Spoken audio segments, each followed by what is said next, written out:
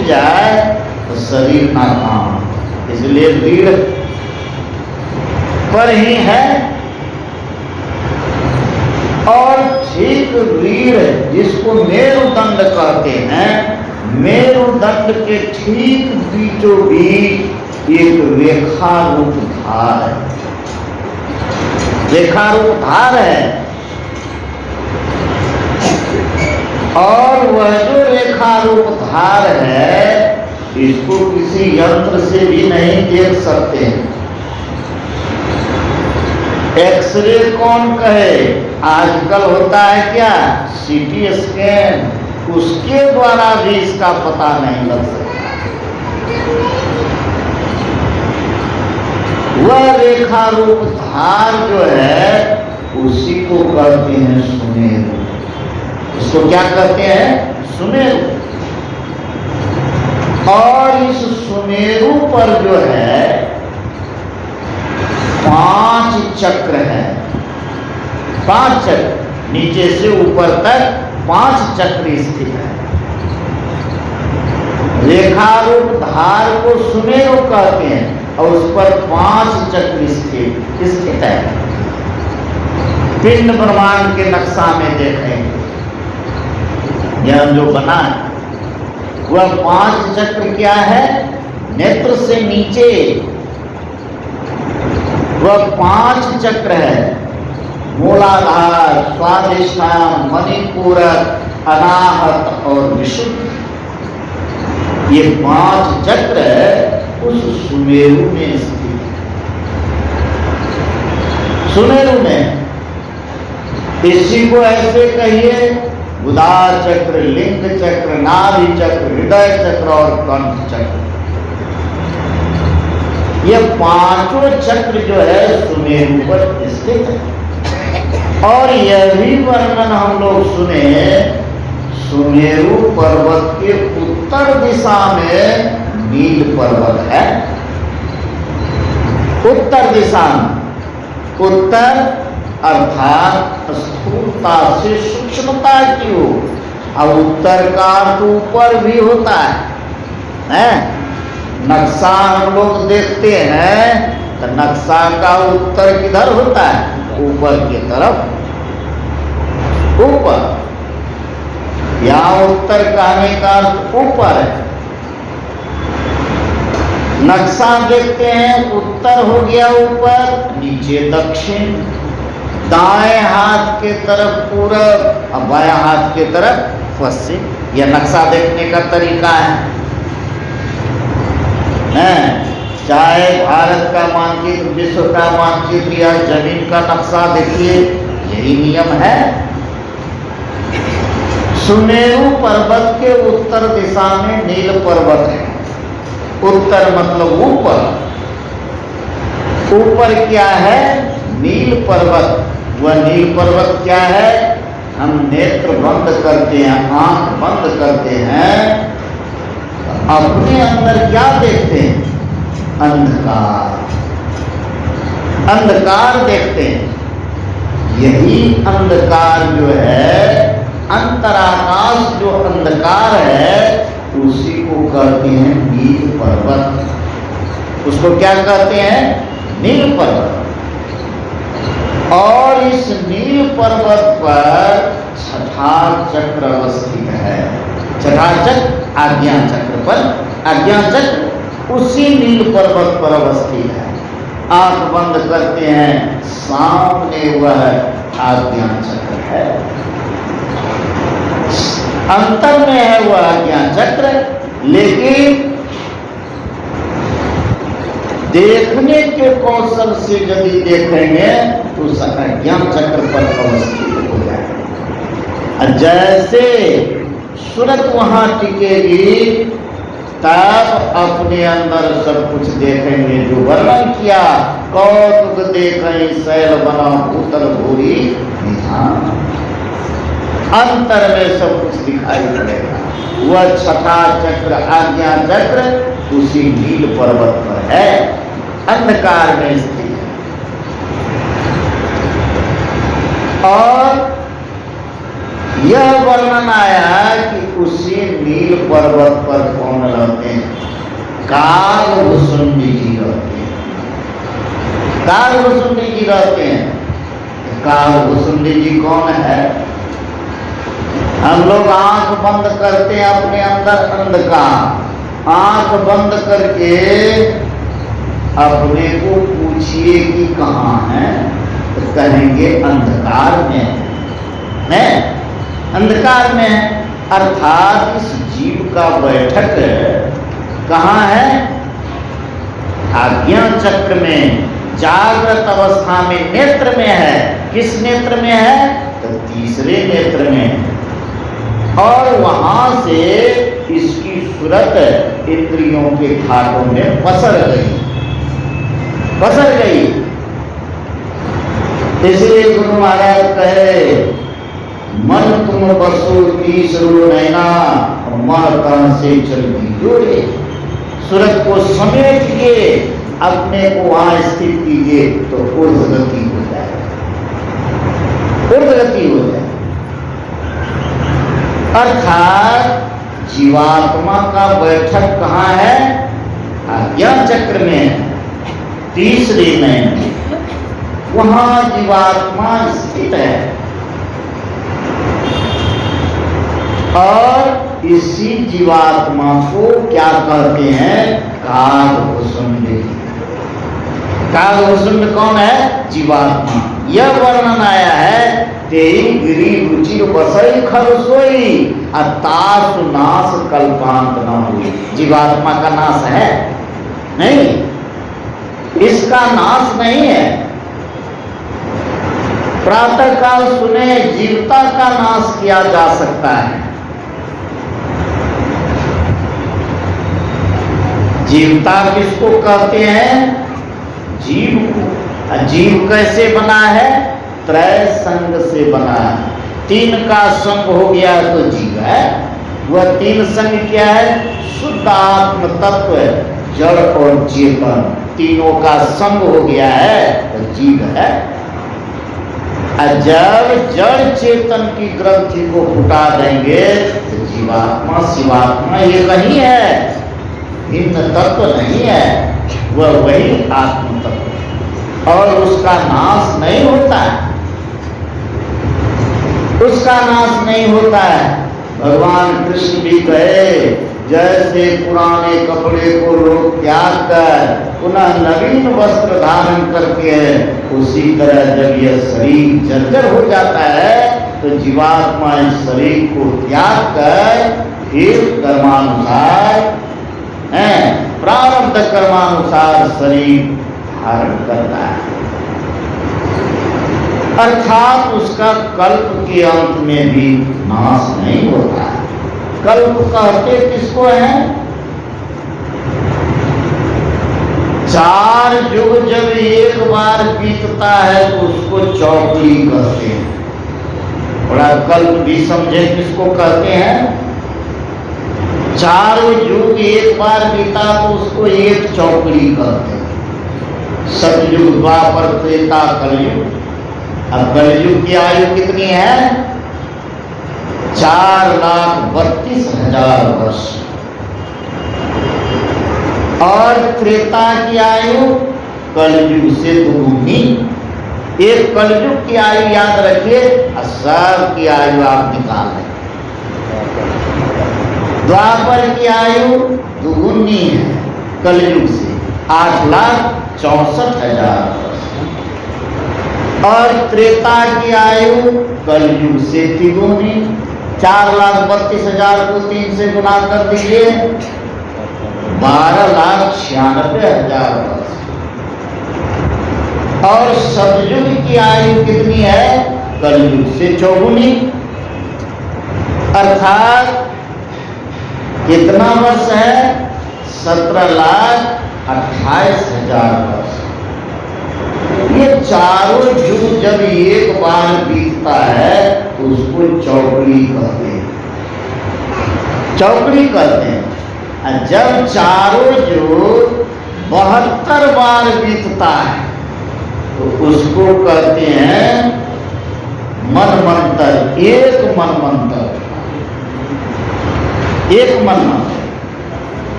इस तरह 14 मनमंत्र का एक कल्प होता है।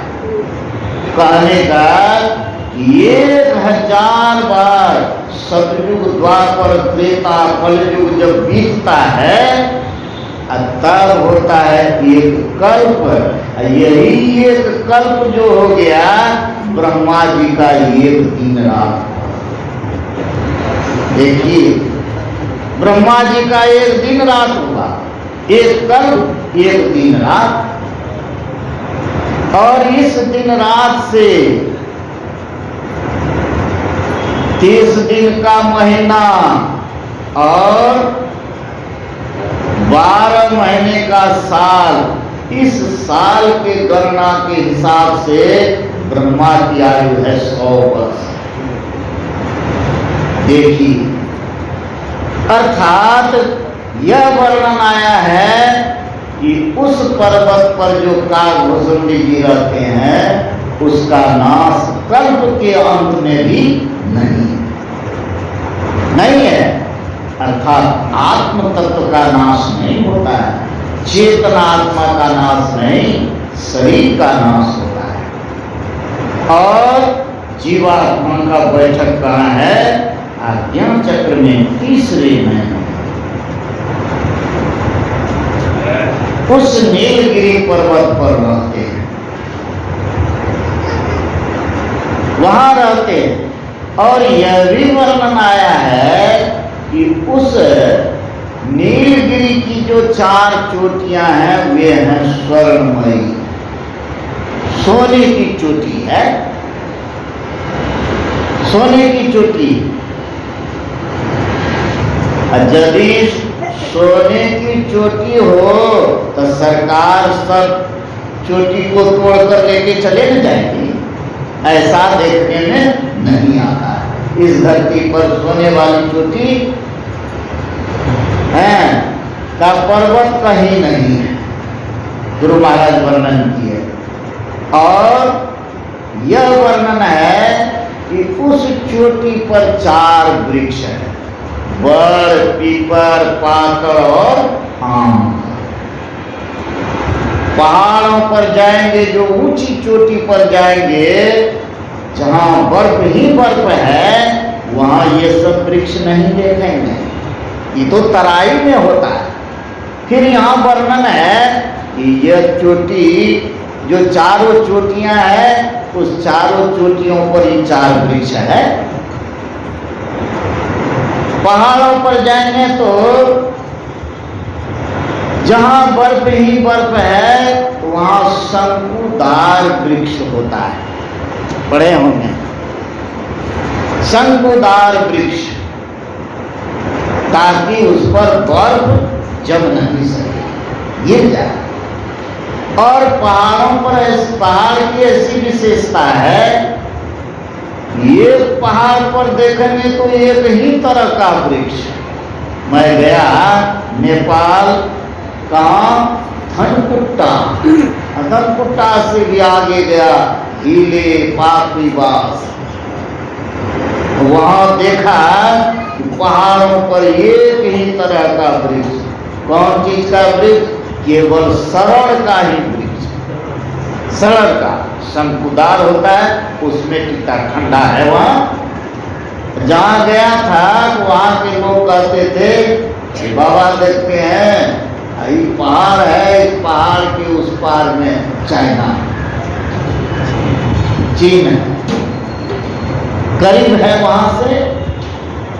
वहां देखा एक ही तरह का वृक्ष और कोई वृक्ष नहीं। वहाँ जो लोग रहते हैं सब काम उसी लकड़ी से करते हैं, सरल लकड़ी से। कितना महंगा है, महंगी लकड़ी है, लेकिन सब काम उसी से, घर बनाते उसी के लकड़ी का कुट्टा देते हैं, खम्भा हैं, भोजन पकाते हैं उसी के लकड़ी से, केवाड़ी खिड़की सब उसी वही लकड़ी, क्योंकि और दूसरी लकड़ी नहीं है और दूसरा पेड़ नहीं। यहाँ कहते हैं जहाँ शिखर है, चोटी है, वहां पर जहां बर्फ है कहिए वहां आम, पीपल, पाकर ये सब वृक्ष होगा बड़ का?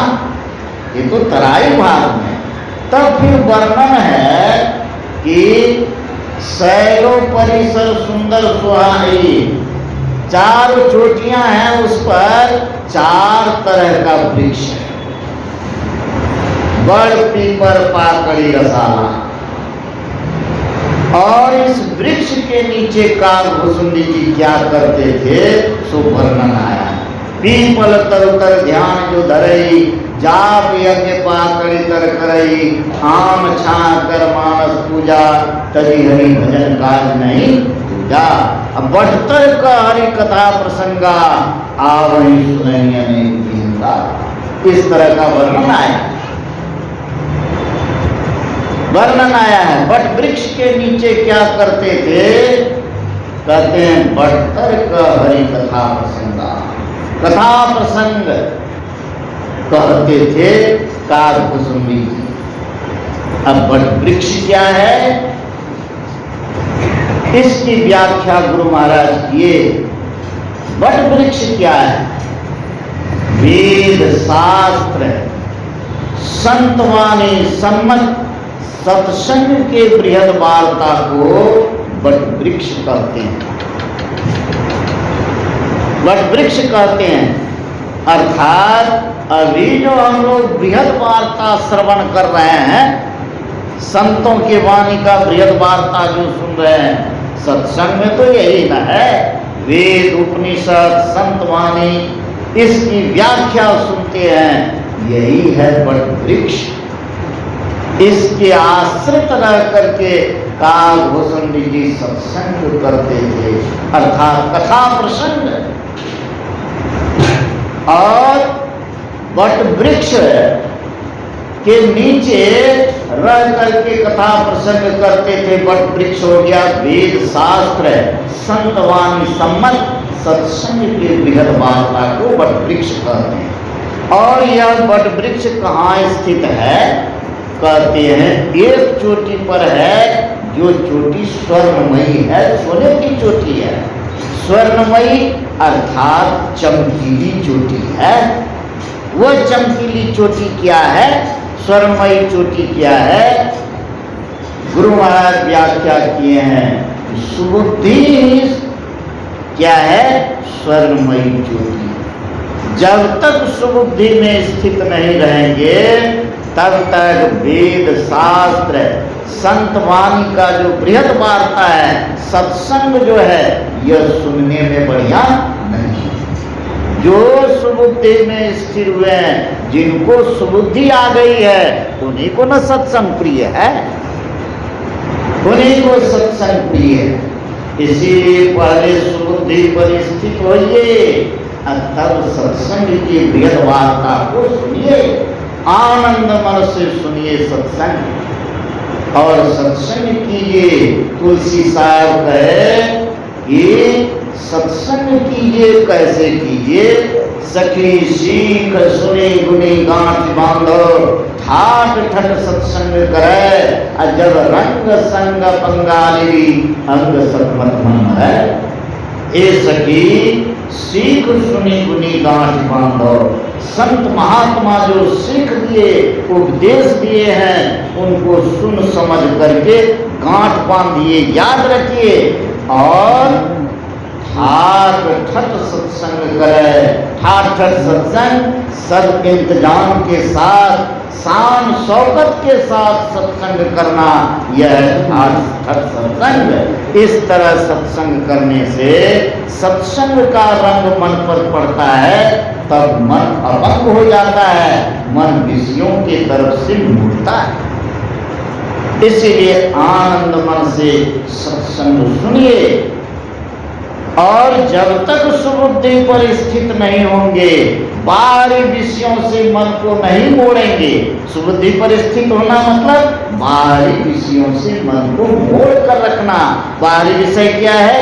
रूप, रस, गंध, स्पर्श और शब्द, ये बाहरी विषय है। इस पर मन नहीं जाए। मन को सुबुद्धि पर स्थित करके सत्संग के बृहद वार्ता को जब आनंद मन से सुनेंगे तब बात समझ में आएगी। इसीलिए सत्संग कैसे सुनना चाहिए? आनंद मन से सत्संग सुनिए, सब ओर से मन को समेट, और जब सत्संग सुनेंगे इस तरह से तो सुनते सुनते बुद्धि हो जाएगी आस्तिक, आस्तिक बुद्धि हो जाएगी। परम आस्तिक बुद्धि क्या है? दूसरी कनकमयी चोटी। आस्तिक ईश्वर पर विश्वास हो जाएगा। बिना सत्संग के ईश्वर का ज्ञान हो नहीं सकता है, और जब तक ईश्वर का ज्ञान नहीं, जो भी भक्ति करते हैं वह फलीभूत नहीं है। इसीलिए ईश्वर का ज्ञान ठीक ठीक सत्संग में होता है, और सत्संग सुनते सुनते ईश्वर पर विश्वास होता है। बुद्धि परम आस्तिक हो जाती है, आस्तिक हो जाती है। इसलिए कहा दूसरी कनकमयी ज्योति है क्या? परम आस्तिक बुद्धि। परम आस्तिक बुद्धि दूसरी स्वर्णमयी ज्योति है। जब सत्संग सुने बुद्धि आस्तिक हो गई, ईश्वर पर विश्वास हो गया, विश्वास हो गया तो प्रेम भी होगा। बिना विश्वास से भक्ति नहीं होती है। तो विश्वास हो गया तो उसको प्राप्त करने की चेष्टा करेंगे, उसकी विशेषता को सुने, ईश्वर कैसे है, उससे मिलने की उत्कंठा लगेगी कि कब मिले, कैसे मिले, कौन बतावेंगे। तब सदगुरु की खोज करेंगे, सदगुरु की खोज करेंगे। तो सदगुरु की खोज करेंगे तो सदगुरु से भेद जानेंगे। और जो भेद है, जो गुरु जो भेद बताए हैं हम लोगों को, भजन करने का भेद, यही है विशाल पाकड़ वृक्ष। जब बुद्धि परमास्तिक हो जाती है तब ईश्वर कहाँ मिलेंगे, कैसे मिलेंगे, कौन भेद बता देंगे, सदगुरु की खोज करते हैं। और सदगुरु का भी पहचान कहाँ है? सत्संग में है। इस सत्संग में लाभ बहुत है, और तुरंत मिला हुआ है गुरु से। कबीर साहब ने कहा, इसीलिए सदगुरु की खोज करेंगे। सदगुरु मिल गए, उससे भेद जाना। जो गुरु भेद है वही है विशाल पाकड़ वृक्ष। पाकड़ का वृक्ष बहुत बड़ा विशाल होता है, और पाकड़ वृक्ष का पत्ता इतना घना होता है कि सूर्य की किरणें उसको भेद करके जमीन तक नहीं आ सकती। उसी तरह गुरु भेद है। गुरु से जो भेद जान लिए, इसकी साधना करते हैं तो क्या होगा? उस पर जो है कहते हैं आपत्ति विपत्ति जो होता है वह नहीं होता है। इसीलिए गुरु भेद है विशाल पाकड़ वृक्ष। विशाल पाकड़ वृक्ष। गुरु से अब भेद ले लिए, अब भेद लेकर के साधन भजन करना प्रारंभ किए। अब प्रारंभ किए तो पहले जप किए, और जप के बाद क्या है? इष्ट के रूप का ध्यान। वह क्या है? इष्ट का ध्यान है सर्वेश्वर के सगुण रूप का ध्यान। सर्वेश्वर का सगुण रूप हम लोग किसको मानते हैं? गुरु रूप। क्यों? कि गुरु और ईश्वर में कोई अंतर नहीं। जैसे ईश हैं वैसे गुरु हैं, और जैसे गुरु हैं वैसे ईश हैं। दोनों में कोई भेद नहीं है। योग सिखोपनिषद में आया। और कहते भी हैं गुरु ब्रह्मा गुरु विष्णु गुरु देवो महेश्वर गुरु साक्षात परब्रह्म तस्मै श्री गुरुवे नमः। इसीलिए सर्वेश्वर का सगुण रूप कौन है? गुरु। गुरु उसका ध्यान करते हैं। सगुण रूप के प्रति अत्यंत प्रेम हो जाना, यही है तीसरी कनकमयी चोटी। यह क्या है? तीसरी कनकमयी चोटी है सर्वेश्वर के सगुण रूप के प्रति अत्यंत प्रेम हो जाना। जब तक अत्यंत प्रेम नहीं होगा तो आगे काम बनना मुश्किल। इसीलिए अत्यंत प्रेम यही है सर्वेश्वर के सगुण रूप के प्रति अत्यंत प्रेम हो जाना, तीसरी कनकमयी चोटी, स्वर्णमयी चोटी, चमकीली चोटी है। और उस चोटी पर आम का वृक्ष है, आम का वृक्ष। आम का वृक्ष क्या है? दृढ़ आशा है। सर्वेश्वर के सगुण रूप का ध्यान करते हैं दृढ़ आशा के साथ कि अब दर्शन देंगे, अब दर्शन देंगे, अब दर्शन देंगे, हैं? दृढ़ आशा के साथ यदि सर्वेश्वर के सगुण रूप का ध्यान करेंगे, अवश्य है अंतर में दर्शन होगा। और सगुण रूप भी दो है, एक है सगुण रूप दो, ये है स्थूल सगुण रूप, और दूसरा है सूक्ष्म सगुण रूप। सूक्ष्म सगुण रूप क्या है? बिंदु। बिंदु है सूक्ष्म सगुण रूप। रूप का बीज है बिंदु। बीजाक्षरं परम बिंदु नादं तस्योपरि स्थितं सशब्दं चाक्षरे क्षीणे निःशब्दं परमं। और यही है दृढ़ आशा के साथ सर्वेश्वर के सगुण रूप का ध्यान कीजिए। जब सूरत उसमें टिक जाएगी तो अंतर ज्योति, अंतर प्रकाश की प्राप्ति होगी। वही जो अंतर प्रकाश की प्राप्ति, ब्रह्म ज्योति, दिव्य दृष्टि खुल जाएगी, वही है चौथी कनकमयी ज्योति। यह कैसे होगा? ध्यान करने से। ध्यान करने से कहते हैं आम वृक्ष के नीचे मानसिक पूजा करते थे, अर्थात मानस ध्यान, और पीपल वृक्ष के नीचे ध्यान। ध्यान और मानस ध्यान में अंतर है। मानस ध्यान क्या किसको कहते हैं? मन तत्व से इष्ट के रूप को बना करके उसमें मन को स्थित करना, यह मानस ध्यान कहलाता है, मानस ध्यान कहलाता है। और ध्यान क्या है? एक तत्व का दृढ़ अभ्यास करना, यह है ध्यान।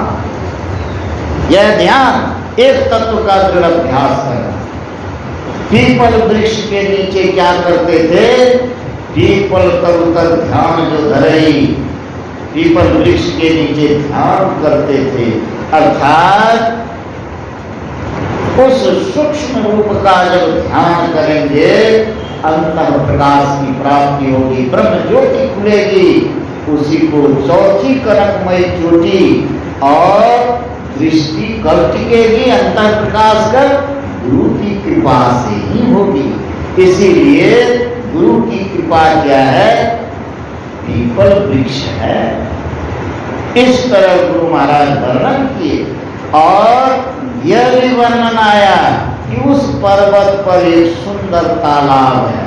शैलोपरीसर सुंदर सुहा मणि सोपान देखी मन मोहा।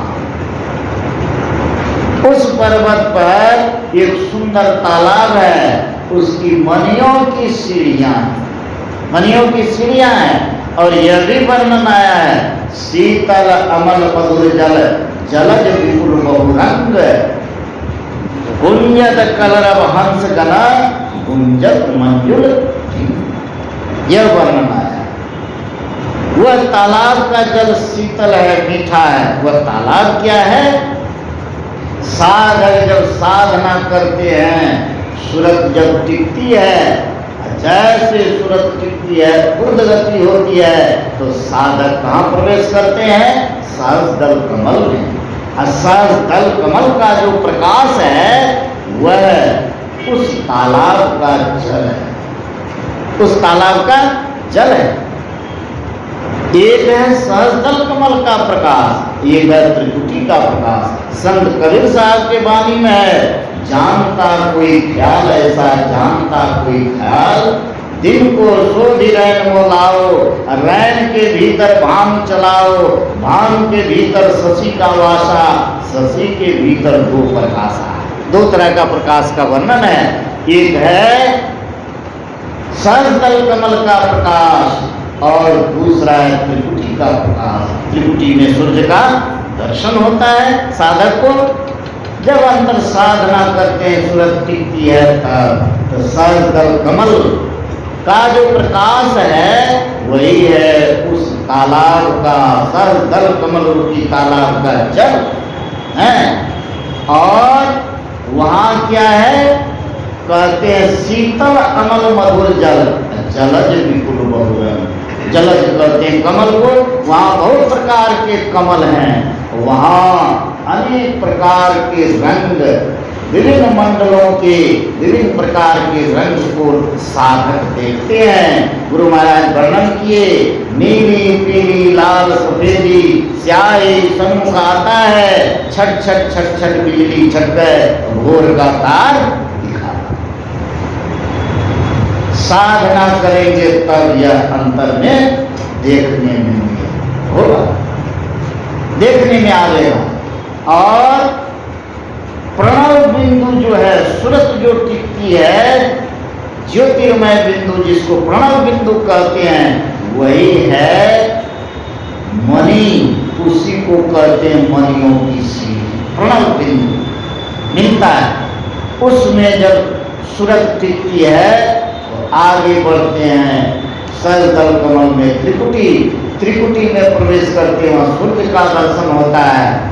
और यहाँ तक है रूप जगत, यहाँ तक रूप, उसके बाद अरूप है, आगे की बात है। यह है सहस्त्रदल कमल। सब अंतर की बात, अर्थात शिव जी पहाड़ जंगल नहीं घूम रहे थे।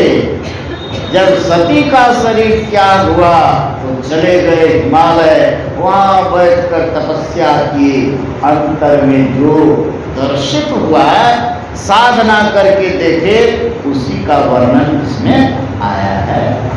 जो गुरु महाराज इसकी व्याख्या की, हम लोग भी यदि दृढ़ता के साथ साधना करेंगे, एक नाम का जप, एक रूप का ध्यान और अपने जुगल दृष्टि को जोड़ने का अभ्यास करेंगे, तो अंतर में जो वर्णन सुने हैं सब अंतर में देखने में आवेगा तो सुख उभरेगा। सुनने में इतना सुख, और यदि अंतर में इसका दर्शन हो गया तो कितना सुख। इसलिए गुरु महाराज कहे उस मार्ग पर चलते ही सुख प्राप्त हो जाएगा। चलत पंथ सुख होत महा है, जहाँ अगर चलते। इसीलिए दृढ़ विश्वास के साथ हम लोग एक नाम का जप, एक रूप का ध्यान और दृष्टि योग शब्द साधना करें, साथ साथ अच्छे आचरण से संसार में रहें। अपना अच्छा आचरण बनाने के लिए सदाचार का पालन करें, अर्थात सदाचार समन्वित जीवन व्यतीत करते हुए नित्य सत्संग ध्यान करते रहें। अवश्य है परम कल्याण होगा, सुख शांति की प्राप्ति होगी। इन्हीं शब्दों के साथ वाणी को ध्यान देता हूँ।